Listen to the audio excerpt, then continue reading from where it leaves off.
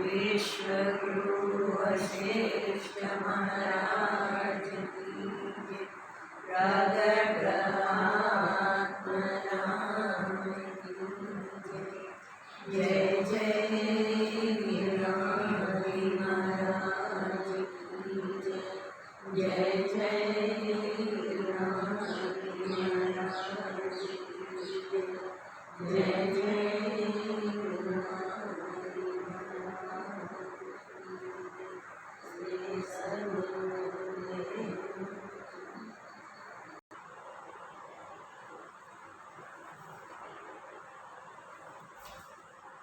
श्री वशिष्ठ महाराज ने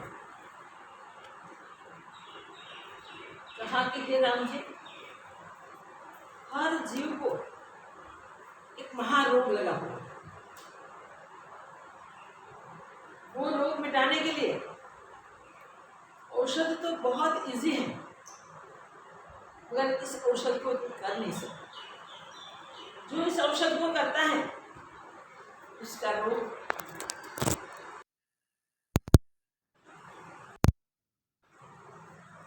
जीवात्मा निरोग हो जाता है। वो रोग है चित्त को उपशम करना। चित्त को उपशम करना वो औषध है, और रोग महारोग है। रोग जन्म जन्मांतरों से भटकते भटकते जीवात्मा मनुष्य तन में पहुंचता है, तब वो औषध कर सकता है, तब वो चित्त को उपशम कर सकता है। मगर वो औषध करने के लिए प्रयत्न चाहिए। पुरुष प्रयत्न से वो औषध हो सकता है और रोग निवृत्त हो जाता है। औषध आसान है, औषध भी स्वयं है, औषध का प्रयत्न भी स्वयं को करना है, और सिद्धि भी स्वयं ही है। रोग को मिटाने के लिए अन्य कहीं से औषध लाना नहीं है, अन्य किसी के प्रयास से ये औषध नहीं आएगा, किसी की मदद से ये रोग नहीं मिटेगा। स्वयं से ही वो रोग जड़ से चला जाएगा। जैसे सूर्य के आगे बादल घटाटोप आ जाते हैं।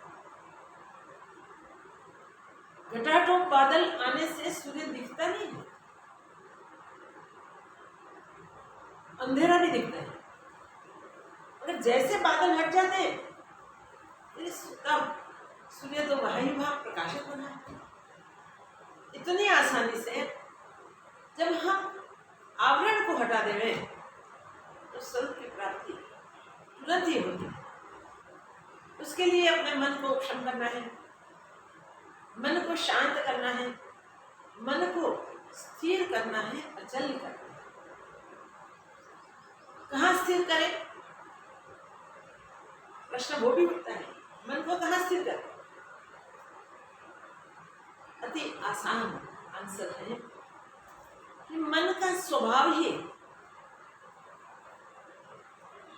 विक्षेप खड़े करना चाहता है। मन अति चंचल है, इसलिए स्थिरता से वो बैठ नहीं सकता। ये चंचल स्वभाव को हम अचंचल कर दें, तब अचंचल चित्त, अचंचल मन, उसी का नाम ये उपशम है। तो चित्त को उपशम करने के लिए मन को शांत कर,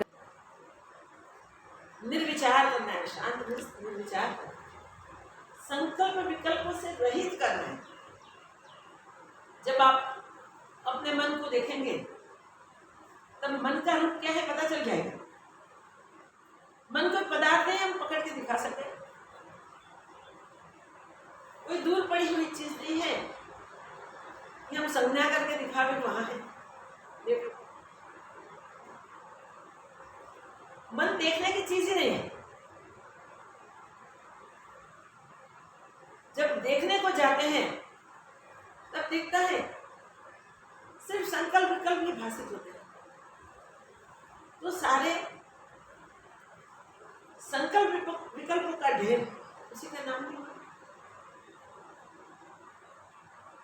और जब चित्त को एकाग्र करने की कोशिश करोगे तब पता चलेगा कि उसकी चंचलता इतनी है, उसका वेग तो गरुड़ से भी ज्यादा है, वो स्थिर हो ही नहीं सकता। इस उपाय से उसे स्थिर कर, तो क्षोभों से भरा हुआ, वश करना मुश्किल जो लगता है, वो मन वशिष्ठ महाराज कहते हैं आसानी से स्थिर हो सकता है। सुगम उपाय। और जब वो मन को वश करने के लिए आप प्रवृत्त होंगे और अभ्यास करके पुरुषार्थ करके, स्वपुरुषार्थ से, स्व प्रयत्न से जो सिद्धता प्राप्त होगी, उस सिद्धता में स्वयं ही रहेंगे। आपसे ही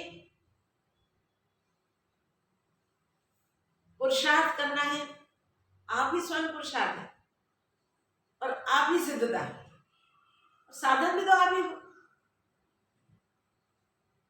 तो स्वयं को जानने से चित्त उपशम होता है।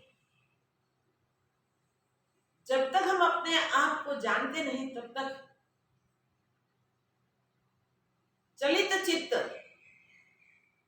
हमको इधर उधर फेंकता रहता है। मगर जब वासनाओं से निवृत्त हो जाए, विषयों की और वृत्तियां न जाए और तमाम वृत्तियां अंतर्मुख होके शांत हो जाए, तब उसी का नाम ही मन की उपशमता है। चित्त का स्वभाव है बहिर्मुख रहना, बाह्य आकर्षणों की ओर दौड़ना और फंसना। वो अंतर्मुख आसानी से नहीं हो सकता, मगर हम पुरुषार्थ करके, प्रयत्न करके वृत्तियां को अंतर्मुख करें, वृत्तियां को ब्रह्माकार करें, जगदाकार होती हुई वृत्तियां को रोक के उसको आत्माकार करें, तब ये मन का चलन शांत हो जाएगा, मन उठेगा ही नहीं। वशिष्ठ महाराज कहते हैं कि अपने हृदय आकाश में एक चक्र है, वो चक्र चैतन्य चक्र है। उस चैतन्य चक्र की ओर हम मन को मोड़ देते हैं, और जब जब मन अविरत रूप से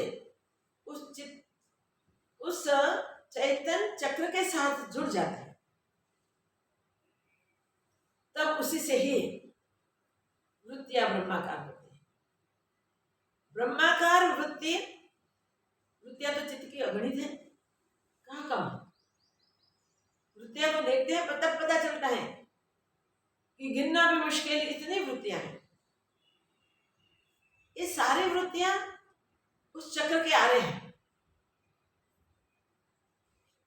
एक एक करके हम बहिर्मुख होती हुई वृत्तियों को उठाकर अंतर्मुख करते जाएंगे, तब तक वो वृत्तियां आप ही आप ब्रह्म भाव में प्रतिष्ठित होती रहेगी। इस ब्रह्माकार वृत्ति ही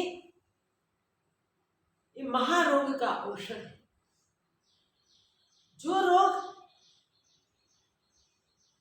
जीवों को जन्मों से लगा हुआ है, जब से अपने निज स्वरूप से हटा, तब से वो रोग में वो फंसा। पता नहीं किसी को कि हम ब्रह्म से कब भिन्न हुए, मगर जब भिन्न हुए तब आज तक ब्रह्म से मिल नहीं सके। इस कई जन्मों से हम भटक रहे हैं। हमारी वो भटकन तब मिटे जब हम स्वयं ही सतशास्त्र और गुरुजनों के सतवचन जो सिद्धांत रूप होते हैं उसका संग करें। शास्त्रों के सिद्धांत वचनों का संग करें और शास्त्रों के उस सिद्धांत वचनों के अनुसार गुरुजनों के सानिध्य में, संत जनों के शरण में रहकर उनके मार्गदर्शन के अनुसार अपना व्यवहार से, इस प्रकार के व्यवहार से स्वाभाविक वृत्तियां विषयों को छोड़ देगी, इच्छाओं को छोड़ देगी, वासनाएं मिट जाएगी और एक एक करके सब आत्माकार होते हैं। वृत्तियों का निरंतर आत्माकार होना वही भवरोग की निवृत्ति का साधन है। और जब चित्त बहिर्मुख स्फुरेगा ही नहीं, चित्त अंतर में स्थित रहेगा, तब फिर गुरु शास्त्र की भी जरूरत नहीं है, किसी के मार्गदर्शन की फिर जरूरत नहीं रहती। कोई आगे हमारे रोग में मिटा जाए, हमारे दुख को हटा सके, ऐसा संभवित नहीं। जब आप ही स्वयं अभिन्न आत्म स्वभाव में स्थित हो गए, फिर रोग रहा ही नहीं तो मिटाने की क्या आवश्यकता है। ये महारोग चित्त की चंचलता के साथ ही है। चित्त अचित्त हो जाए फिर कोई रोग है ही नहीं। लगा था मगर औषध होते ही मिट जाता है। वृत्तियों को ब्रह्माकार करना, अंतर्मुख रखना, वो औषध है। जिसने भी वो औषध किया है वो हमेशा हमेशा के लिए अपने निज पुरुषार्थ से निज स्वरूप में प्रतिष्ठित हुए हैं।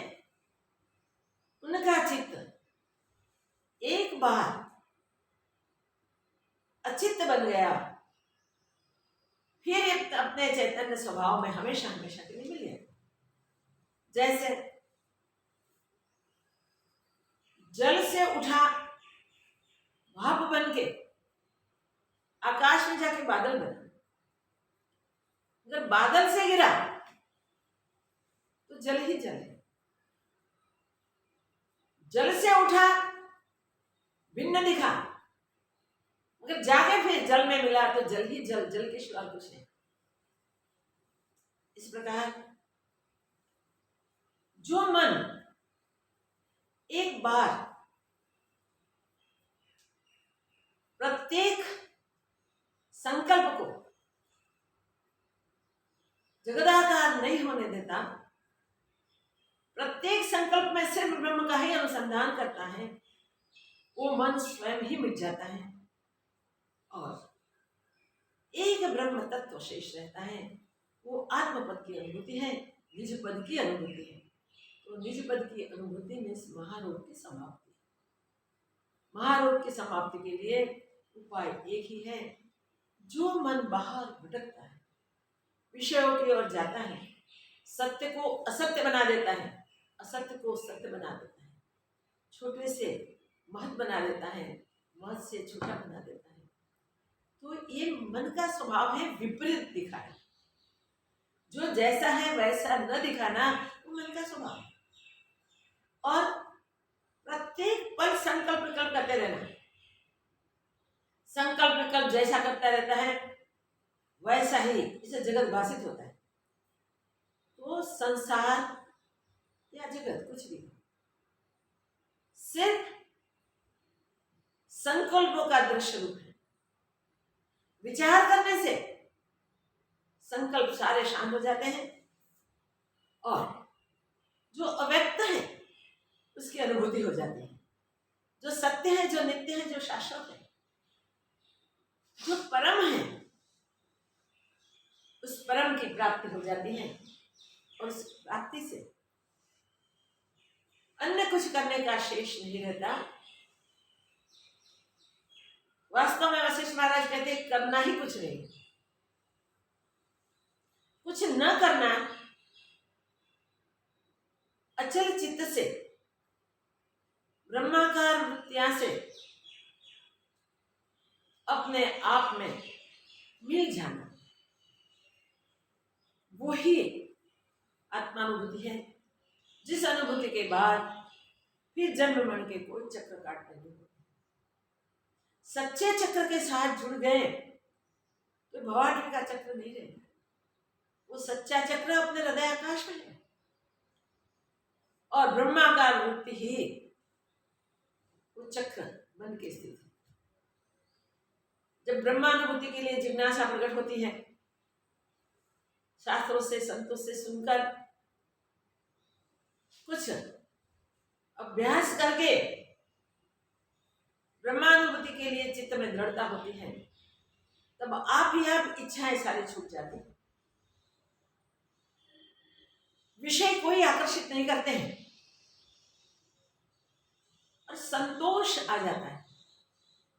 जैसी भी परिस्थिति होती है उस परिस्थिति में वह महापुरुष परम संतुष्ट होता है और संतोष ही उसको दिव्य अनुभव करवा देता है, जो अनुभव होने के बाद फिर कुछ देखना, जानना, पाना शेष नहीं रहेगा। याद रखें, हम सब जीव भाव में आके देहाध्यास करके अपने आप को भूल चुके हैं। जब हमारी स्मृति वापिस आएगी तब हमारा जगत के साथ जुड़ा हुआ मोह निवृत्त हो जाएगा। बाकी जहां राग होता है वहां मोह होता है। कुटुंब, कबीला, पुत्र, परिवार, नौकर चाकर, धन संपत्ति, प्रतिष्ठा, इस सब में हमारा मोह बनता है और जब तक मोह रहता है तब तक परम का अभ्यास नहीं कर सकता। जैसे सावधान होकर शास्त्र के मार्गदर्शन अनुसार व्यवहार कालीन अभ्यास दृढ़ करेंगे तब ये मोह निवृत्त होगा और मोह निवृत्त होते ही देखिए ये जगत जैसा है वैसा ही वैसा समझ में आ जाएगा। जैसा दिखता है वैसा ही दिखेगा, मगर वो ब्रह्मरूप ही भाषित होगा।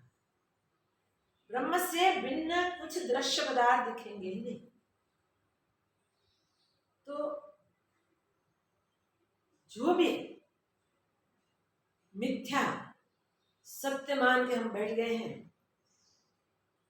वो मिथ्या भी कुछ नहीं, जो है वो सत्य ही सत्य है। वो सत्य परम तत्व आत्मपद है। उस आत्मपद में उसका अभ्यास करते करते, जिसे निधिध्यासन कहते हैं, आत्म अभ्यास प्रतिपद करते करते करते आत्मानुभूति हो जाती है। उस आत्मानुभूति के लिए अन्य कुछ करना नहीं है। चित्त के जो चलने का स्वभाव है, उस स्वभाव को हम स्थगित करें, मन को रोक दें, तो चित्त अचित्त हो जाता है। चित्त के अचित्त होते ही शेष चैतन्य बनता है। तो ये सबसे पहली अनुभूति हृदयाकाश में होगी। हृदयाकाश में ब्रह्माकार वृत्ति का चक्र बनता है। अंदर वो चक्र है ही, मगर वो वृत्तियां को हम इसके साथ नहीं जुड़ते हैं और बहिर्मुख कर देते हैं। बहिर्मुख जब वृत्तियां होती हैं तब जगत चक्र में भटकना पड़ता है, जन्म मरण में भटकना पड़ता है। जब बहिर्मुख वृत्तियां जो हो गई हैं, उसे फिर पकड़ के हम अंतर्मुख करते हैं, तब वो वृत्तियां सब ब्रह्म स्वभाव में स्थित होती हैं। एक एक करके सारी वृत्तियां जो अगणित हैं वो सब ब्रह्माकार हो जाती है। और ब्रह्माकार वृत्ति होने का ही नाम आत्मपद की प्राप्ति, परम पद की प्राप्ति। तो परम पद की प्राप्ति के लिए यहाँ वशिष्ठ महाराज चित्त को अचित्त बनाने के लिए हमारा मार्गदर्शन करते हैं। वही मार्गदर्शन आगे भी चल रहा है, जो आगे देखें। मन रूपी बीज है, उसे संसार वृक्ष उपजा है। मन रूपी बीज है, उससे संसार बीज, वो मन रूपी बीज से संसार रूपी वृक्ष उपजा है। 7 लोक उसके पत्र है, और शुभ अशुभ सुख दुख उसके फल है। 7 लोग उसके पत्र हैं, शुभ अशुभ सुख दुख आदि उसके फल है। वह मन संकल्प से रहित नष्ट हो जाता है। बस वो मन संकल्प से रहित होता है तब नष्ट हो जाता है। और संकल्प के बढ़ने से अनर्थ का कारण होता है। मन संकल्प को बढ़ाता है तब वो अनर्थ का कारण बन जाता है। इससे संकल्प से रहित उस चक्रवर्ती राजा पद में संकल्प रहित पद में चक्रवर्ती राजा का पद, उसमें आरूढ़ होना है। आरूढ़ हुआ परम पद को प्राप्त होगा। इस प्रकार वो परम पद को प्राप्त होता है। जिस पद में स्थित होने से जीव उत्तम परमानंद पद को प्राप्त होता है। जिस पद में स्थित होने से जीव उत्तमोत्तम परमानंद प्राप्त पद को, परम पद को प्राप्त होता है। हे राम जी, संतोष से जब मन वश होता है तब नित्य उदय रूप निरीह परम पावन निर्मल शाम अनंत और सर्व विकार विकल्प से रहित जो आत्मपद शेष रहता है वह तुमको प्राप्त होगा। सर्व विकल्पों से रहित निर्विकल्प आत्मपद जो शेष रहता है वो तुम्हें प्राप्त हो जाएगा। वशिष्ठ जी बोले, हे राम जी, जिसके मन में तीव्र संवेग होता है उसको मन देखता है। मन में जो तीव्र संवेग होता है उसको मन देखता है। जैसा जैसा संवेग होता है उसको मन देखता है। जिसका तीव्र संवेग है उसको वो पहले देखता है। अज्ञान से जो दृश्य का तीव्र संवेग हुआ है बस उससे चित्त जन्म मरण आदि विकार देखता है। स्वरूप के अज्ञान से दृश्य का तीव्र संवेग हो जाता है, इससे ही जन्म मरण को जीव प्राप्त होता है। और जैसा निश्चय मन में दृढ़ होता है उसी का अनुभव करता है। ये बात बराबर याद रखने की जैसे है कि जैसा ही, देखिए, मन का जैसा स्फुरण होता है वैसा ही उसका अनुभव होता है। जैसा मन का भावना फूटता है तैसा ही रूप हो जाता है। जैसे बर्फ का शीतल और शुक्ल रूप है और काजल का कृष्ण रूप है, तैसे ही मन का चंचल रूप है। मन का रूप चंचल है। इतना सुन राम जी ने पूछा, हे भगवान, यह मन जो वेग अवेग का कारण चंचल रूप है, मन के वेग अवेग का कारण जो चंचल रूप है, उस मन की चपलता कैसे निवृत्त हो? उस मन की ऐसी चपलता निवृत्त कैसे हो? वशिष्ठ जी बोले, हे राम जी, तुम सत्य कहते हो, चपलता से रहित मन नहीं दिखता। चपलता से रहित तो मन दिखता ही नहीं। तुम्हारी बात बिल्कुल सत्य है। मन ही चपलता है, चपलता ही मन है। जब चपलता निवृत्त हो जाए तब मन तो दिखाई नहीं देता। क्योंकि मन का चंचल स्वभाव ही है। हे राम जी, मन में जो चंचलता पूर्ण मानसिक शक्ति है, मन की चंचलता, उसका स्फुरण, वो उनकी मानसिक शक्ति है। मन का चंचल रूप है। जिसका मन चंचलता से रहित है, उसको मुक्त कहते हैं। जिसका मन चंचलता से रहित है, उसे मुक्त पुरुष कहते हैं, उसे जीवन मुक्त कहते हैं। हे राम जी, तप और शास्त्र का जो सिद्धांत है वह यही है कि मन के मृतक रूप को मोक्ष कहते हैं। तप और शास्त्र का सिद्धांत वही है कि मन का मृतक रूप, उसी का नाम ही मोक्ष है। उसके क्षीण हुए सब दुख नष्ट हो जाते हैं। मन के क्षीण होते ही सारे दुख नष्ट हो जाते हैं, कोई दुख नहीं रहता। जब चित्त रूपी राक्षस उठता है तब बड़े दुख को प्राप्त होता है। चित्त रूपी राक्षस जो खड़ा होता है ना, तो बड़े दुख प्राप्त कराता है। और चित्त के लय होने से अनंत सुख भोग प्राप्त होते हैं। चित्त जब लय हो जाता है तब अनंत सुख प्राप्त होते हैं।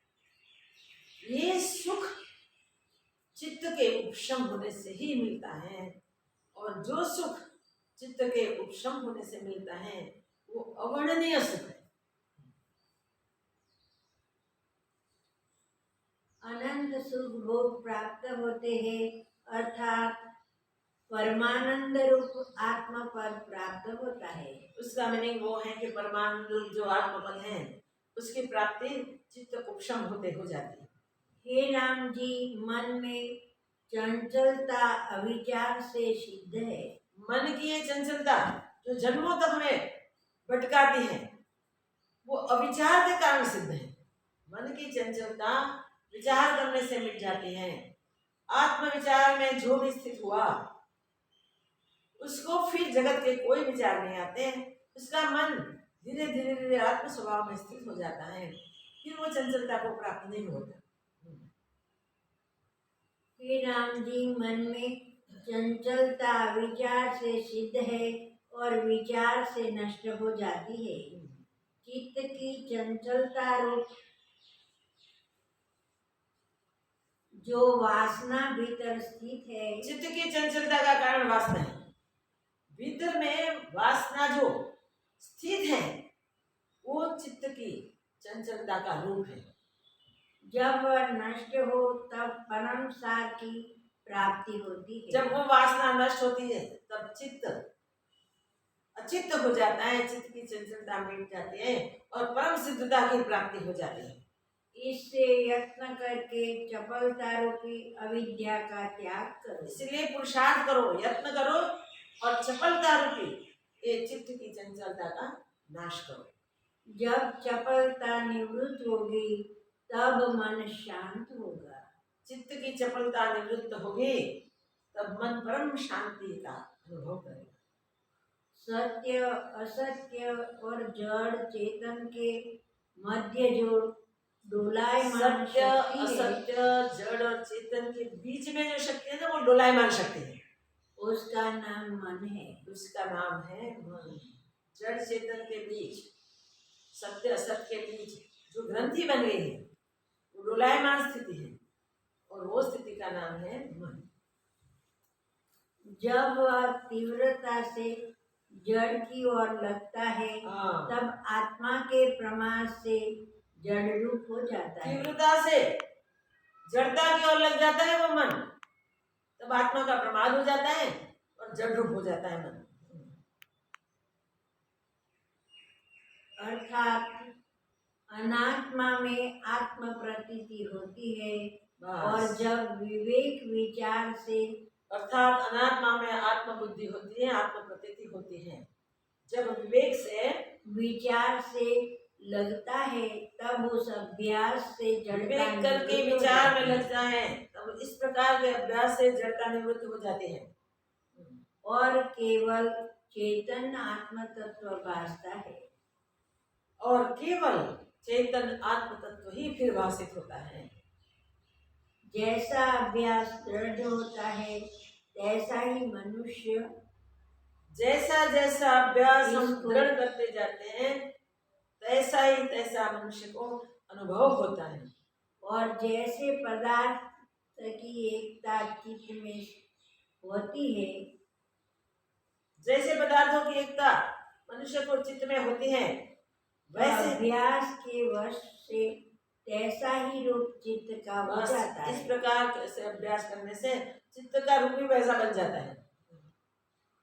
हे राम जी, जिस पद के निमित्त मन प्रयत्न करता है उस पद को प्राप्त होता है। मन जिस पद के निमित्त प्रयत्न करता है ना, उसके प्रबल प्रयत्नों के कारण उस पद को वो प्राप्त कर लेता है। और अभ्यास की तीव्रता से भवित स्वरूप हो जाता है, हाँ। भावित स्वरूप हो जाता जो है। उसका भाव है, जो चाहता है, वो अभ्यास की दृढ़ता से, अभ्यास की प्रमुखता से प्राप्त कर लेता है, वैसा ही उसका रूप हो जाता है। इसी कारण तुमसे कहता हूँ कि चित्त से स्थिर करो। इसी कारण कहता हूँ चित्त से चित्त को स्थिर करो, और कांटे से कांटे को निकाल दो, और अशोक पद का आश्रय करो। और अशोक पद जो है आत्मपद, उसका आश्रय करो। चित्त से चित्त को काटो, मन से मन को मारो। खेत में गए हो, कांटा झुक गया है, निकालने के सुविधा आपके पास है नहीं और कोई साधन नहीं, तो क्या करेंगे? दूसरा तुम्हें कांटा लेना पड़ेगा। इस कांटे से आप लगा हुआ कांटा निकाल सकते हो। मन से इस प्रकार मन को हम उपशम कर सकते हैं। जो चंचल मन है, जो स्थिर हो नहीं सकता, स्थिर करना बहुत मुश्किल है, उसको स्थिर करने के लिए हमें मन से आत्म विचार कराना चाहिए। तो मन की चंचलता मन के आत्म विचार से ही मिटती है। मन से मन को छेदो, और मन से मन का जब छेदन हो जाएगा, तब नित्य निरंतर जो अभय पद है, जो शांत पद है, जो सतपद है, उसकी प्राप्ति हो जाएगी। जो कुछ भाव अभाव रूप संसार के पदार्थ है वे सब मन से उपजे है। संसार के सारे भाव पदार्थ मन से ही उपजे हैं, इसलिए मन से उपशम करने का प्रयत्न करो। बस मन के उपशम बिना छूटने का और कोई उपाय मन नहीं। को उपशम किए बिना छूटने का कोई और उपाय नहीं है, कोई उपाय नहीं है। मन से मन को छेदो, मन को स्थिर करो, मगर स्थिर होने का स्थान उसे दृढ़ करके दिखा देना चाहिए। जगत में भटकते भटकते हम मन को समझाएं, जन्मों से भटकने के बाद भी आज तक शांति की प्राप्ति नहीं हुई। इसका मीनिंग है कि ये मन बहिर्मुख है, बाहर भटकता है। जो चाहिए वो जहां हो वहां ढूंढना पड़ता है, जो नहीं है इस जगह पर जाकर ढूंढेंगे तो क्या मिलेगा? तो जहां शांति है वहां जाना पड़ेगा, जहां शांति है वहां खोज करनी पड़ेगी। तो शांति आत्म स्वरूप में है, और जो आत्म विचार के अभ्यास से प्राप्त होती है। तो इसलिए हमें आत्मपद से जुड़ना है, आत्म विचार करके प्रबल पुरुषार्थ करके हमें स्वरूप को प्राप्त कर लेना है, परम शांति को पाना है। और मन को मन ही निग्रह करता है और मन कोई नहीं कर सकता। मन को रोकना मन का ही कार्य है। मन का निग्रह मन ही कर सकता है और कोई मन का निग्रह नहीं कर सकता। जैसे राजा से राजा ही युद्ध करता है और कोई नहीं कर सकता, ऐसे ही मन से मन ही युद्ध करता है। राजा से राजा ही युद्ध करता है। जब एक राजा रण मैदान में आता है तब पूरा सैन्य होते हुए भी दूसरे राजा को ही इसके साथ युद्ध करने के लिए आना पड़ता है। ऐसे मन से मन युद्ध कर सकता है और कोई किसी भी शक्ति का सामर्थ्य नहीं मन को मार सके। मन ही मन को मारेगा। इससे तुम मन ही से मन को मारो कि शांति को प्राप्त हो। इसलिए शांति प्राप्त करनी है तो मन ही से मन को मारो। हे राम जी, मनुष्य बड़े संसार समुद्र में पड़ा है जिसमें तृष्णा रूपी शिवार ने उसको घेर लिया है। मनुष्य बड़े संसार समुद्र में गिरा है। संसार रूपी शिवार ने उसको घेर के रखा है। इस कारण अधः को चला जाता है और राग द्वेष रूपी भंवर में कष्ट पाता है। इसलिए वो मनुष्य अधः को चला जाता है और राग द्वेष भंवर में आ जाता है। राग द्वेष भंवर ऐसा है, भंवर में एक बार आया निकल नहीं पाता। शिवार में फंसा वो अधः को ही जाएगा, बाहर निकलने के लिए उसे मुश्किल हो जाएगा। उससे तरने के निमित्त मन रूपी नाव है। जब करने के लिए मन रूपी नाव है। जब शुद्ध मन रूपी नाव पर आरूढ़ हो तब संसार समुद्र के पार उतरे। मन को शुद्ध करके संसार समुद्र को करने के लिए मन को ही शुद्ध करके नाव बना लेंगे और उस पर आरूढ़ होंगे तब संसार समुद्र को पार कर सकेंगे। अन्यथा कष्ट को प्राप्त होता है। अन्यथा तो कष्ट ही कष्ट मिलता है, कष्ट को ही प्राप्त होता है। फंसा है कहाँ से निकलेगा? शिवा आच्छादित हो गई, बीच में नीचे अधः चला गया तो उससे निकलने के लिए उसके पास और कोई सामर्थ्य नहीं होता है। अधः को अधः चला जाता है, मगर मन को नाव बना ले और उस पे आरूढ़ हो जाए तो वो नाव उसे पार कर देती है, बाहर निकाल देती है। हे राम जी, अपना मन ही बंधन का कारण है। उस मन को मन ही से छेदन करो। मन ही बंधन का कारण है, इसलिए उस मन को मन से ही छेदो। मन का छेदन मन से ही करो। और जो दृश्य की ओर जाता है वो उपाय नहीं करता, दृश्य की ओर चला जाता है, सदा धावता है। उससे वैराग्य करके जो मन को आदत है दृश्य की ओर जाने का उसको कंट्रोल करो, वश करो। इसके लिए पुरुषार्थ करना पड़ेगा, जबरदस्ती भी करनी पड़ेगी। अभ्यास से वो मन वश होगा।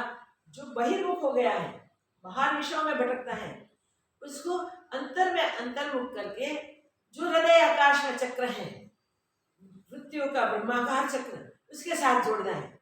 जब उस वृत्ति के साथ वो जुड़ गया, ब्रह्माकार वृत्ति के चक्र में जाके वहां बैठ गया तो आसानी से पार हो जाएगा। वैराग्य करके आत्म तत्व का अभ्यास करो तब बहिर्मुख जो विषयों की ओर भागता है, धावता है, वहां वैराग्य करो। विषयों के साथ जो जुड़ने की कोशिश करता है, तो जुड़ गया है, उस मन को प्रबल अभ्यास से वैराग्य करवाना है और वैराग्य करके उसको वापिस मोड़नी है। उसको चित्त में जो चक्र है ब्रह्माकार वृत्तियों का, उसके साथ जोड़ देना है। जब विषय छूटेंगे और वृत्तियां ब्रह्माकार होगी तब आप परम शांति को प्राप्त करेगा और ये महारोग से छूट जाएगा। और उपाय छूटने का नहीं, ये बंधन से छूटने के लिए और कोई उपाय नहीं है। जहाँ जैसी वासना से मन आशा करके उठे, जहाँ जो वासना करके मन उसको विषय को प्राप्त करने की आशा करके उठे, वहां उसको डालो, वहां उसको दबाओ। वही बोध करके त्यागने से तुम्हारी अविद्या वहां आत्मबोध से उसे त्याग दो, तब अविद्या की निवृत्ति होगी।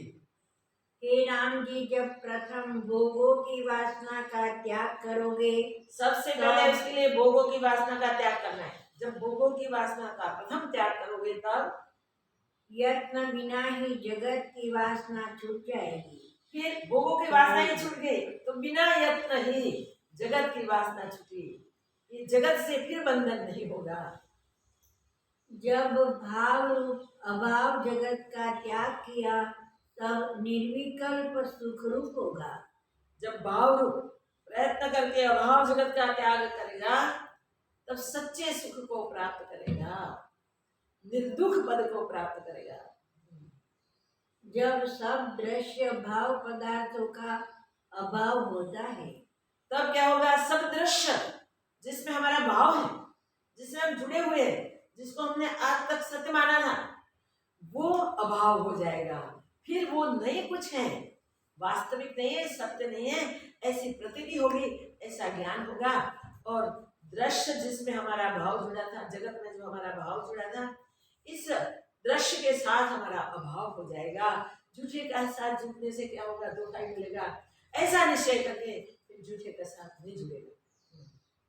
तब भावना करने वाला मन भी नष्ट होता है। तब भावना करने वाला मन भी नष्ट हो जाता है।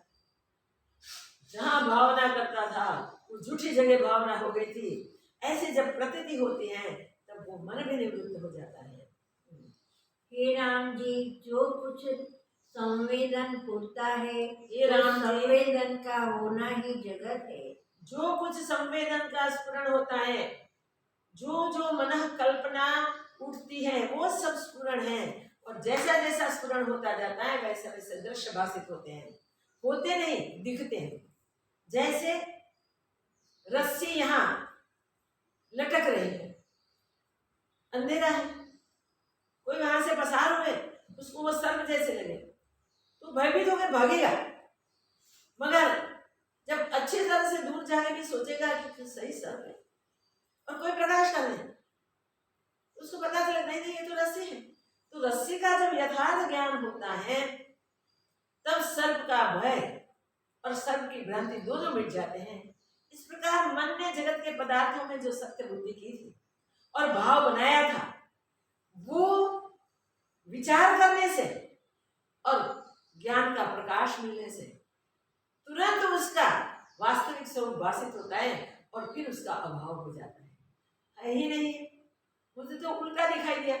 जैसे कोई जंगल से जा रहा है, दूर कोई वृक्ष दिखता है, उसमें उसको लगता है कोई पुरुष आया है। जैसे अपने चित्त में ख्याल होता है वैसा वहां आरोपित कर देता है। जो भयभीत मनुष्य है वो सोचता है कि अरे कोई डाकू आ रहा है, कोई चोर आ रहा है, लूट लेगा। उससे बचने की वो कोशिश करता है। कोई संत जनों का सहवासी है, वो सोचता है कोई महात्मा पुरुष आ रहा है, क्या सामग्री है, कैसे स्वागत करेंगे, वो इस प्रकार की तैयारी करता है। ये सारा मन का ही व्यवहार है। मगर यथार्थ जब जानता है तब ये सब मिथ्या विचार थे वो पता चल जाएगा। तो ये मन जहां जहां जुड़ता है वहां मन स्वयं मिथ्या होने के कारण वो सब मिथ्या जगत से जुड़ा है, मिथ्या पदार्थों से जुड़ा है। मगर उसको जब मार्गदर्शन मिलता है सत्शास्त्रों और महापुरुषों से, तब वो मन आत्मविचार करके ये जगत को देखता है। जब यथार्थ दर्शन उसे हो जाते हैं तब उसे ब्रह्म के सिवा तो दिखता है, सब कुछ आत्मरूपी भाषित होता है। तब वो मन आप ही आप शांत होता है, फिर संकल्प रहे नहीं, एक निश्चय पे आ गया मन, और वहां ही आत्मपद की ब्रह्मपद की अनुभूति है। वो परम की अनुभूति इस प्रकार अभ्यास से होती है।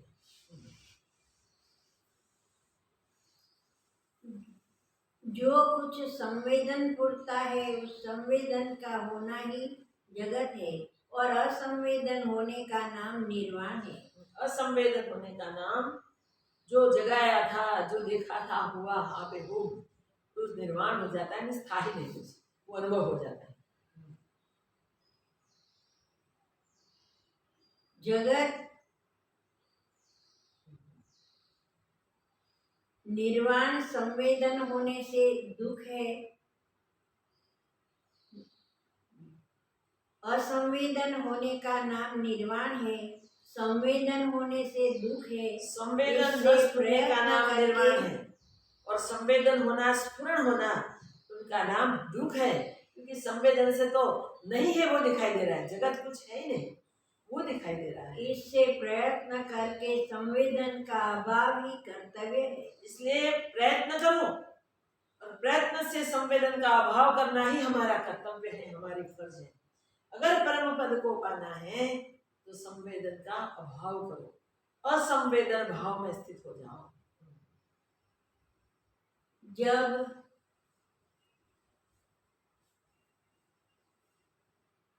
जब इच्छा का अभाव हो तब कल्याण हो।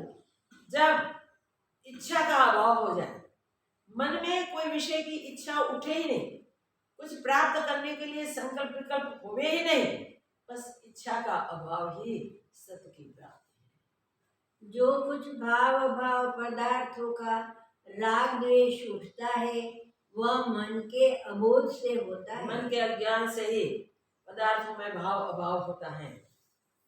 पर वे पदार्थ मृत तृष्णा के जलवत मिथ्या मगर है। विचार करने से पता चलता है कि वो सब पदार्थ मृत तृष्णा के जलवत बिल्कुल मिथ्या है। इससे इनकी आस्था को त्याग करो।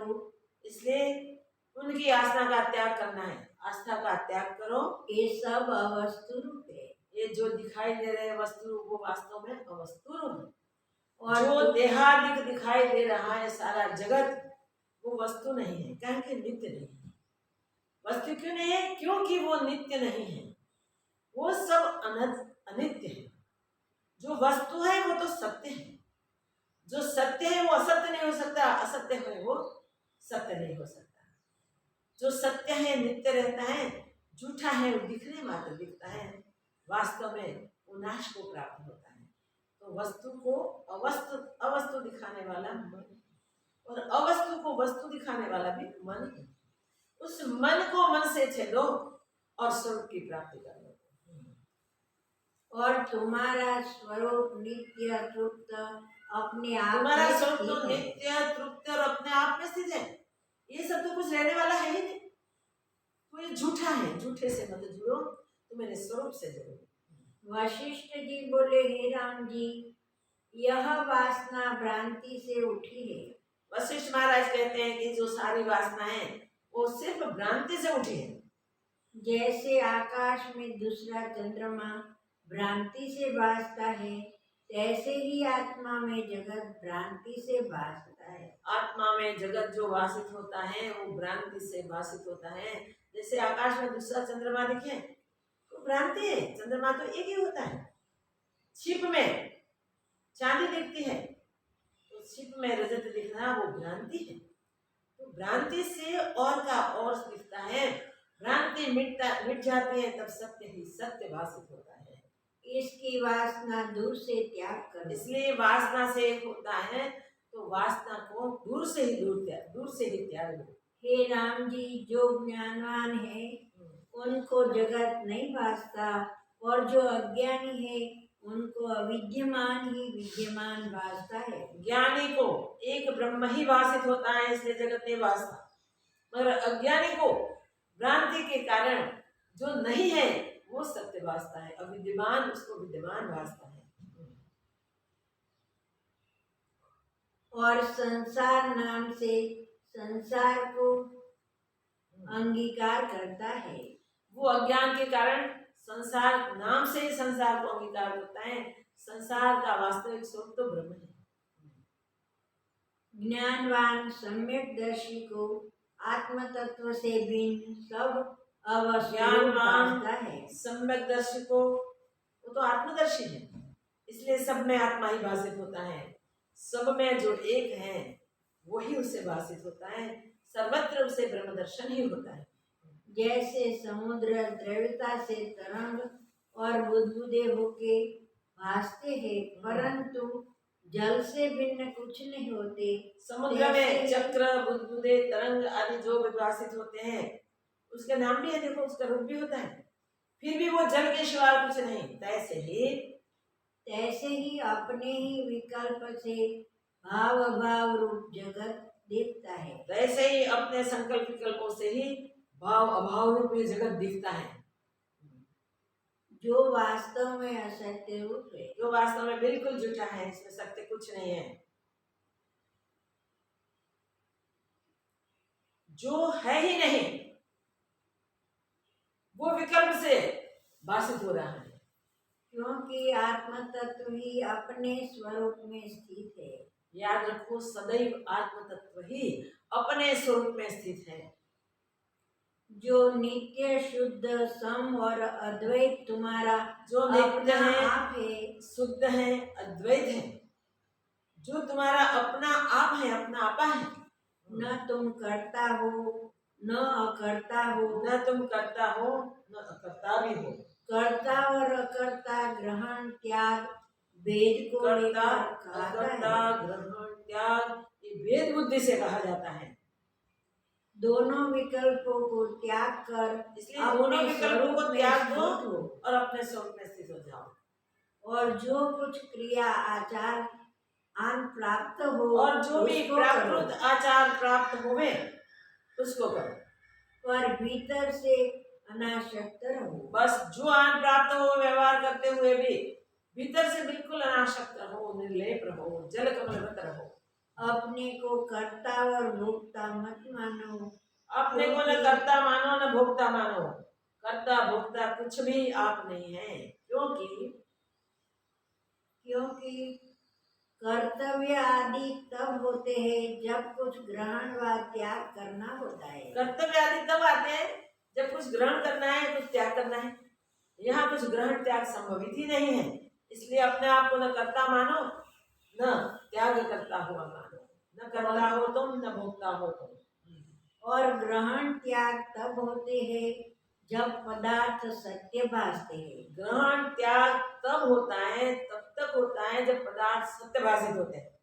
पर ये सब पदार्थ तो मिथ्या इंद्रजाल की मायावत है। मगर ये सब पदार्थ तो मिथ्या है, इंद्रजाल की मायावत है।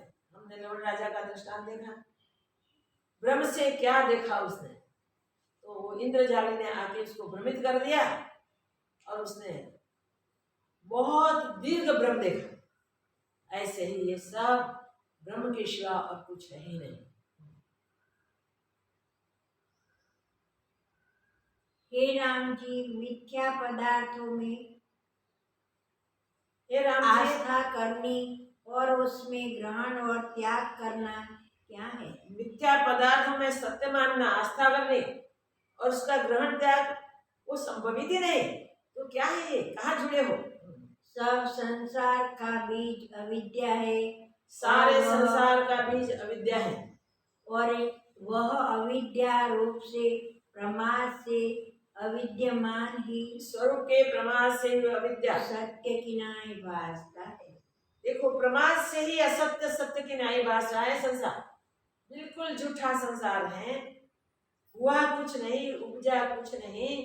जब हम स्वरूप का प्रमाद करते हैं, जब हम अपने आप को खो देते हैं, भूल जाते हैं, निज स्वरूप को हम नहीं जानते, अगर तो निज स्वरूप को भूल गए तब हमें संसार भाषित होता है। उस भ्रमणा में हम जब तक फंसे रहते हैं तब तक भटकते रहते हैं, जन्मों तक।